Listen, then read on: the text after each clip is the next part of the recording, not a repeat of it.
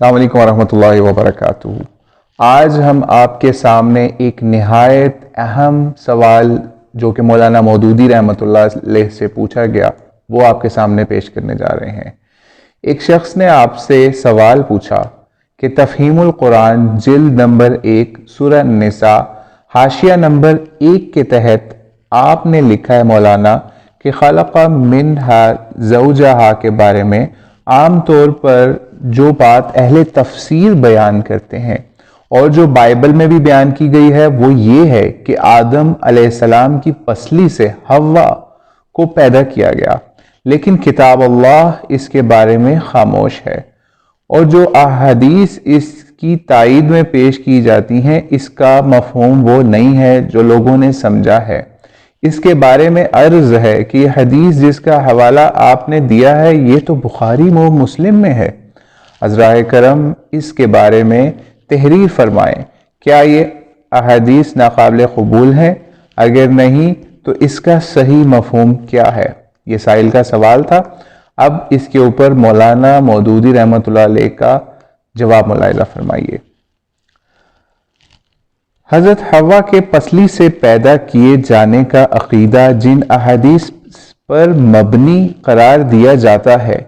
ان میں یہ الفاظ نہیں ہیں کہ حضرت حوا آدم علیہ السلام کی پسلی سے پیدا کی گئی تھیں، بلکہ ان میں سے ایک روایت کے الفاظ یہ ہیں کہ عورتیں پسلی سے پیدا ہوئی ہیں،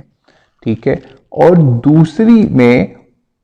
جو الفاظ ہیں وہ کچھ یوں ہیں کہ عورت کو پسلی سے تشبیہ دی گئی، اور تیسری میں یعنی تیسری روایت میں یہ فرمایا گیا کہ عورت ذات پسلی سے پیدا ہوئی ہے۔ مزید برآں ان احادیث میں اصل موضوع بحث انسانی تخلیق کا مسئلہ نہیں ہے، بلکہ حضور علیہ الصلوۃ والسلام نے یہ بات اس غرض سے بیان فرمائی ان احادیث میں کہ عورت کے مزاج میں پسلی کی سی کجی ہے اور اس کو سیدھا کرنے کی کوشش نہیں کرنی چاہیے، بلکہ اسی فطری کجی کو ملحوظ رکھ کر ہی اس سے برتاؤ کرنا چاہیے۔ کیا واقعی ہی اس کے بعد مولانا نے آخر میں یہ فرمایا کہ کیا واقعی آپ کا خیال یہ ہے کہ ان احادیث کی روح سے حضرت حوا کا آدم علیہ السلام کی پسلی سے پیدا ہونا ایک اسلامی عقیدہ قرار پاتا ہے؟ تو یہ تھا ہم نے آپ کے سامنے جواب پیش کیا جو کہ ترجمان القرآن 1966 کے اندر شائع کیا گیا، اور اس کو ہم نے جہاں سے پڑھا وہ رسائل و مسائل حصہ پنجم سے آپ کے سامنے پیش کیا۔